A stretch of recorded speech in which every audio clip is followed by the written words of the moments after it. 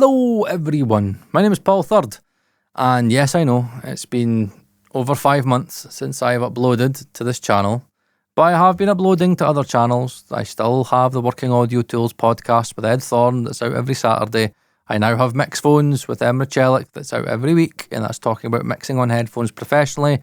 I have an audio Discord, an Audio Geeks Discord with over 200 paid members. So, I've not really kind of went that far really, but I just haven't been posting on this channel because I wanted to take a step back from this channel because I realised that I was getting very distracted by other YouTubers. I was getting distracted by YouTube itself.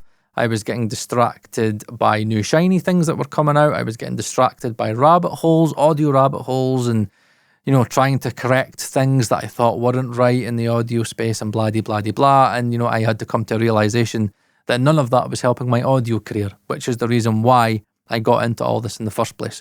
I didn't spend 2 years building this 3-room massive studio, and I didn't spend 4 years in audio education to do absolutely nothing with it. And to be honest, in terms of my audio career, I am getting very, very, very busy, scarily busy, because I still have a full-time job.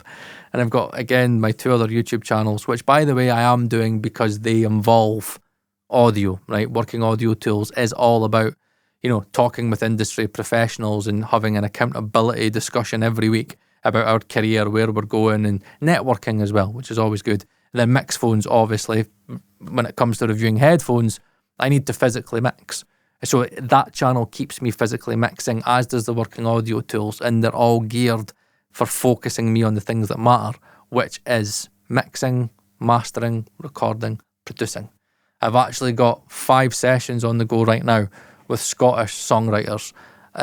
It's a lot. Trust me, I'm trying to manage my time, and it's really, really difficult. I'm doing Friday nights, not nearly every Friday night just now. Some Thursday nights as well. And I've got 3, 4 and more in the pipeline, but I've had to delay them because I've just got so much work on just now. I'm getting more paid mix and masters as well. I'm very, very busy, and it's good. It's good because I kind of finally feel like I'm getting somewhere. But I think it is genuinely because I've honed my focus, my hyper focus, less on the things that don't matter, which is fucking all the bullshit that's on YouTube these days, and more into actually, the physical reality of trying to make this work as a full-time audio engineer. And a part of making this work is having the right equipment in. So I have been gathering a lot of equipment and testing a lot of things, and I am going to have a lot of audio reviews talking about the things that I've decided to use in my studio that are working in sessions for me, that's optimizing my workflow and making my sound better and making me a better engineer. Right, so what I'm going to talk about today is my interface upgrade, because obviously that's a really important part of trying to make your workflow more efficient when you're working in sessions. Obviously, if you're recording, then obviously you need to have enough inputs and outputs. You need to have a system that makes you work efficiently, which was in the form of the full Audient Evo system. So I did have an Evo 16, then I was running an extra 16 I/O inputs and outputs via 2 SPHs, one in the live room and one in the control room. Now that was working great for a long time. I was very happy with it until I made the decision that I wanted to track with some hardware for my drums. Now, I've got a Yamaha Stage Custom in my live room, and I like to normally use between 11, 12 microphones on a drum kit.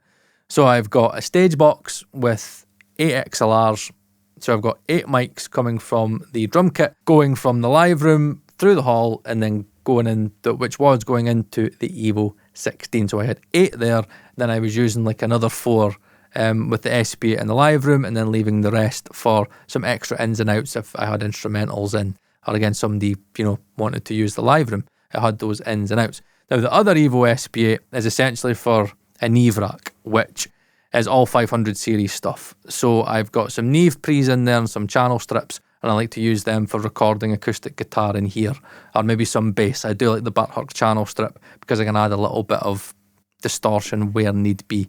Blah, blah, blah, all those lovely things. I have learned that my vice is 1073s and Fairchilds. That's my vice. I do like a 1073, and there's actually a gap in the middle that I've been meaning to fill. So I probably am going to get another Neve pre. I don't know whether I'm going to get another Golden Age pre-73 or another DIY recording 1073. I do like the two of them. Or I might get an API and maybe get a Cranbourne Audio Brickline. That looks really tasty. That looks very, very versatile for tracking. Lots of compression options, can't even speak. Now, obviously the problem that I had was that if I wanted to add an analog gear to the drums and do that tracking in real time, I would need to give up the Neve rack, because obviously I would need to take that Evo SB8 out and then use that as conversion in and out for the outboard there. And I didn't want to give up the Neve rack because I like the Neve rack. So, me being me, I was like, right, okay, what is the solution around this? And my solution was, me being Paul Third as always, I decided to make it as unnecessarily convoluted as possible. So long story short, without getting too much into it, I decided to take the topping E8X8 and use that for the Neve rack and use the SP8 for the analog gear side. But what that meant was that obviously, again, I only had 24 I/O. I can only expand using two interfaces, and that meant that I had to use two different interface setups, one for tracking and one for mixing. Because what I've not told you is that for my topping stack, so I am a monitoring geek and I'm all about conversion, and I only use very high quality headphone amps for my headphones and speakers. So I've got a D93 discrete and an A90 discrete. And that was receiving digital audio from the Evo 16 via optical SPDIF. So I was using one of the ADAT out ports to feed that, which was all working fine because I was only needing to use the ADAT in for that Evo SB8 because I was sending the 1073 chains just directly into that. I was never needing to have any audio being received by that Evo SB8. But obviously, having to do a full round trip for the analog gear for the drums, I was then having to use ADAT in and out, which means that I couldn't utilize the topping stack, which was very important because monitoring is very important, especially when I'm tracking and I'm mixing. So what that then meant was that I then had to use the topping stack with the topping E8X8 interface. So I had a mixing setup and a tracking setup. But obviously I needed to have monitors for when I was in here tracking. So I had one pair of monitors going through the topping and I had one pair of monitors going through the Evo 16 line outs. And it was just all a convoluted nightmare. And then when you add in the whole kind of Studio One side of it as well, again, I had to, set up the track. And so then I'd be receiving the mic inputs from the Evo 16. Then I'd use Pipeline in Studio One to do send and return. So the send would be going out via ADAT to the SP8, to the line out, to the gear, back through the line in, and then sent out ADAT out to ADAT in. And I was able to make it work, but latency was kind of a little bit of a worry for me because there was a lot of round trips going on. And again, I was sending ADAT in and out to the live room as well because I used the headphone amps in there as well. So I have to send DAW audio out. So obviously if you think about if you're tracking and you've got a drummer in there, I've got the mic pre coming in, through the DAW, out the DAW, to another converter, round trip, back in after the gear, back to the converter, then out ADAT to another converter to line out to then go through the headphone amp. So I was having to run a very, very low buffer. I was having to run a 64 buffer, which was fine until I then was starting to build the session up and I was starting to mix the session as we were going and we were adding plugins because especially with an i9 desktop, running plugins, modern plugins at 64 buffer, it doesn't take a lot to crap it out. So I was limiting myself and I was just completely convoluted and I was able to make it work, but it was slowing me down. And I am the type of guy that I just like to walk in, press a few buttons and I could work quick. Because when I start going, I work very quick and I like to go at 100 miles an hour. So I hate being slowed down.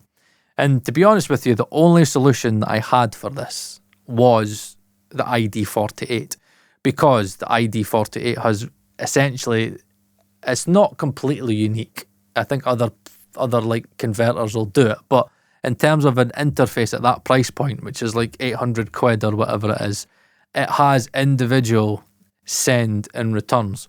So what you can do is send the internal mic pre-signal straight out to the ADC and then through to analog gear and then back in to a physical return, all in the one unit. And the great thing with the ID48 is through the software, you can change it in real time. So I'll do it right now, okay, just to show you in real time. So in the ID software, for every mic input that you've got, the great thing is you've got 3 options, right? So you've got mic, ADC insert, which would be if you were in the DAW and again you wanted to send, you know, something out to a piece of analog gear and back again, you could do an ADC insert.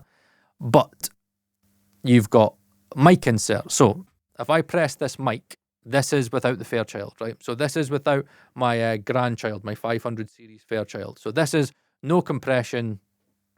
That's it, right? No compression. If I want to add compression back in, I just click it and then there we go. We've got the sound of the Fairchild and it's as simple as that. No extra patching needs done. There we go. There is the Fairchild out. That's the sound without the 500 series Fairchild.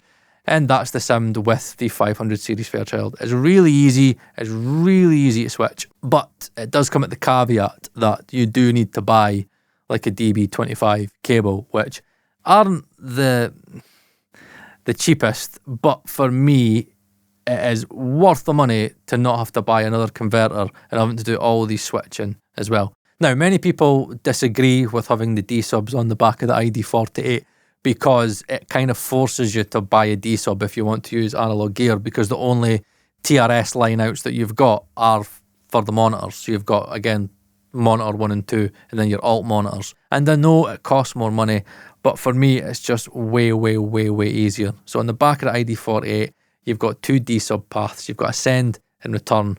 I can work so fast, and it's great not having to worry about ADAT cables anymore because it fixed the whole routing issue. In the live room, I've got the ADAT out working in a way where I can send audio out to the headphone amps. I've got all the preamps, extra preamps that I need in there. If I want to use the Neve rack, again, I know the inputs and outputs for that. If I want to use the 500 series Fairchild and stick it through a mix, then again, I can just simply go to the ID software, change it to ADC path, and then also being able to patch in my topping stack, meaning that my speakers have the best calibration, my headphones have EQs, and they're all adequately powered, and it's just all in one system. All the I/O is done for me. Everything's pre-set up in the session. So genuinely, I just click a track, press record. Everything is just where I need it. So yeah, there might be another video on the ID48, but I just thought I would make a video discussing the interface upgrade and the main reason why that ADC send and return path is really, really, really vital for making this studio work more efficiently, which in the end of the day is the most important. So I'm back. Waffling as always. There's lots more videos for me to do. So yeah, my name's Paul Third. Good to be back. And yeah, I'll see you whenever I see you.